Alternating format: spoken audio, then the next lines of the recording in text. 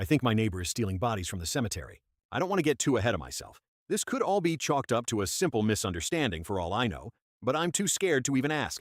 See, my neighbor's wife died a few months ago. It was a pretty big ordeal for really the entire neighborhood. They were a pretty active couple in the community. At her funeral, everyone showed up, but I don't think anyone cried nearly as hard as he did. His grief was just so radiant that seeing him cry made everyone else cry. We didn't see much of him after that. His lawn started getting overgrown. His mailbox became stuffed with old magazines and envelopes.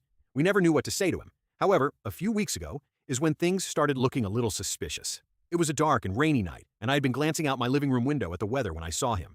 He was wearing what looked to be a trench coat, but what caught my eye the most was the shovel he had slung over his shoulder.